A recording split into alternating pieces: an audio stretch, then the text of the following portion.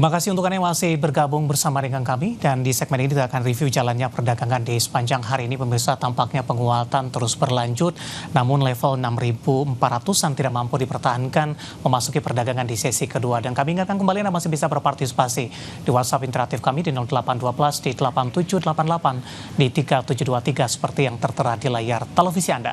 Dan saat ini kami sudah terhubung bersama dengan Bapak Yosef Gabetua selaku founder of Namora Fund. Kita akan langsung sapa saja Pak Yosef. Selamat sore, apa kabar Pak?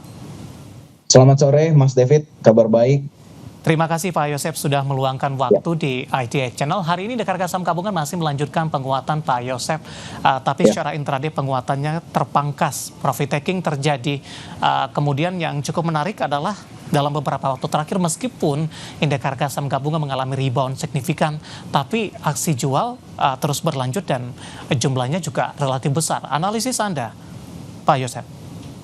Oke, sebenarnya kalau kita ngelihat hari ini yang menopang IHSG akhirnya bisa rebound cukup tinggi, itu sebenarnya saham-saham dari konglomerasi lokal.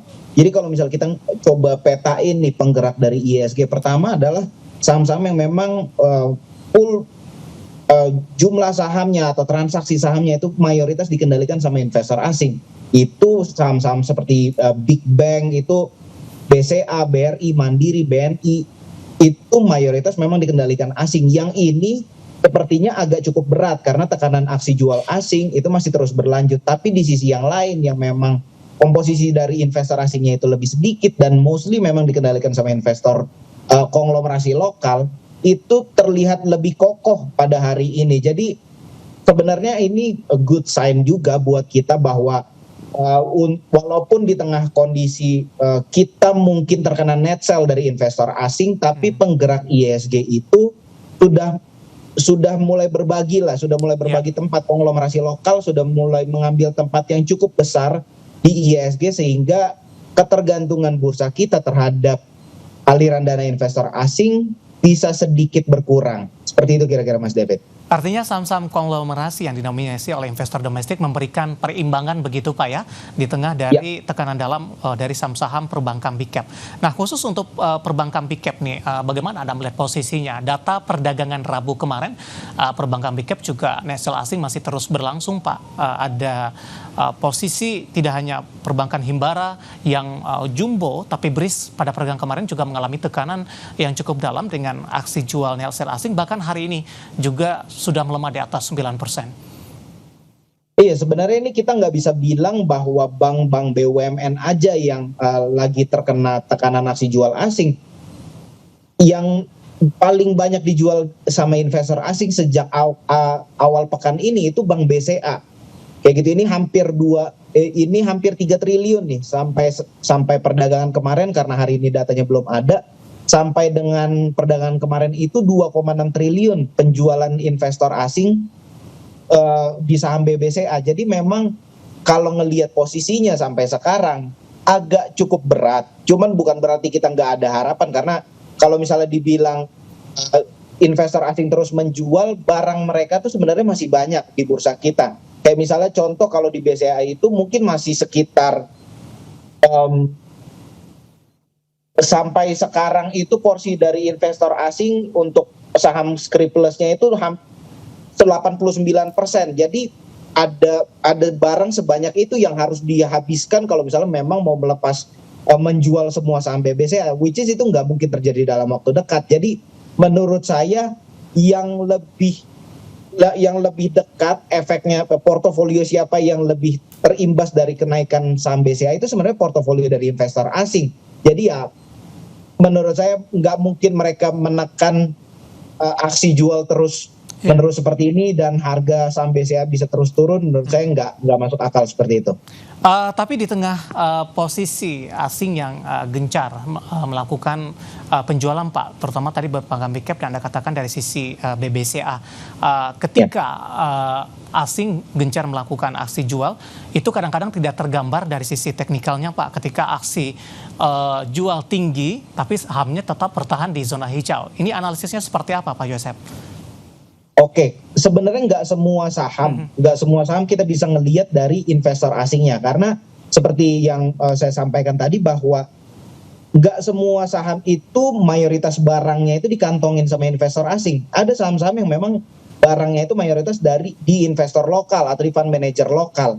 Jadi kalau misalnya kita ngelihat investor asing bergerak di situ, ya sebenarnya nggak berkorelasi juga kayak gitu. Makanya kalau kita ngelihat pergerakan dari investor asing, kita lihat saham-saham yang memang barangnya itu mayoritas di investor asing. Jadi seperti contoh BBCA, Mandiri, BRI ini karena barangnya mayoritas ada di asing, which is itu lebih dari 60% mungkin average mereka barangnya itu dimiliki sama investor asing, dan total transaksinya juga itu didominasi sama investor asing. Tapi yang cukup menarik hari ini di tengah pergerakan saham-saham perbankan big cap, BBCA bertahan di zona hijau sendirian ketika dari perbankan himbara hari ini mengalami tekanan yang cukup dalam dan menjadi pemberat terbesar indeks harga saham gabungan hari ini. Kita ke BBCA terlebih dahulu, Pak.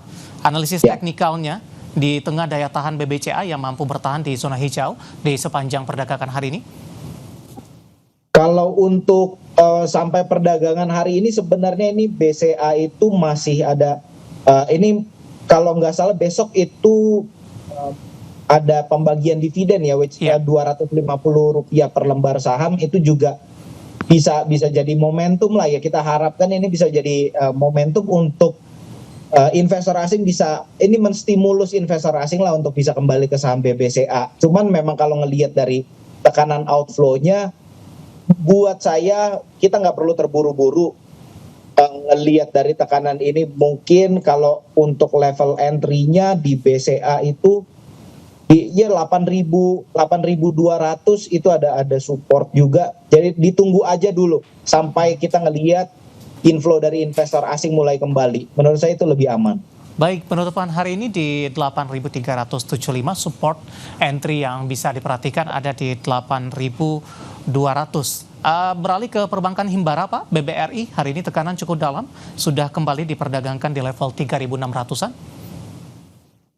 Untuk BBRI sendiri sebenarnya kalau kita ngelihat dari teknikalnya, ini downtrendnya masih cukup kuat, dan outflow-nya pun kita ngelihat ya kayaknya nggak favor untuk BBRI lah di sini. Nggak kelihatan bahwa BRI akan rebound dalam waktu dekat. Jadi kalaupun mau mencicil beli, kita mau ya hold dalam jangka panjang lah, ini valuasinya udah murah juga.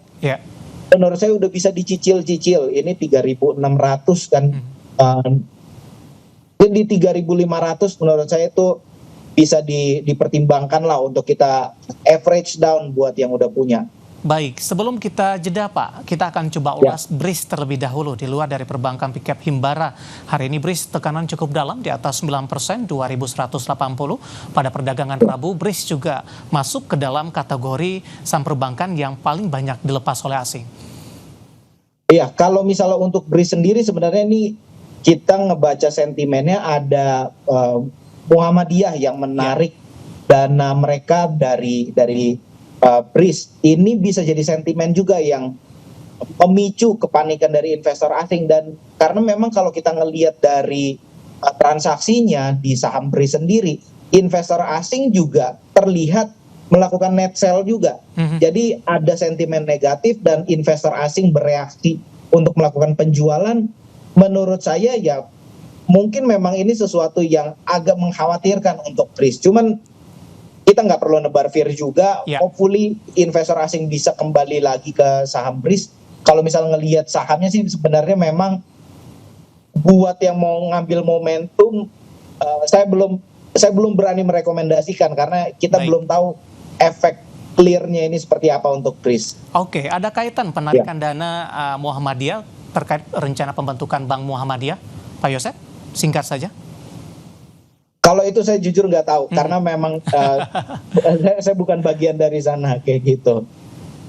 Baik, untuk BRIS hari ini mengalami tekanan cukup dalam di mana melemah hingga 9% pemirsa, dan lagi-lagi keputusan investasi tetap ada di tangan pemirsa IDX Channel. Kita akan jeda terlebih dahulu, Pak Yosef, nanti kita akan coba lihat saham-saham pilihan apa saja yang direkomendasikan, dan pemirsa kami akan segera kembali sesaat lagi.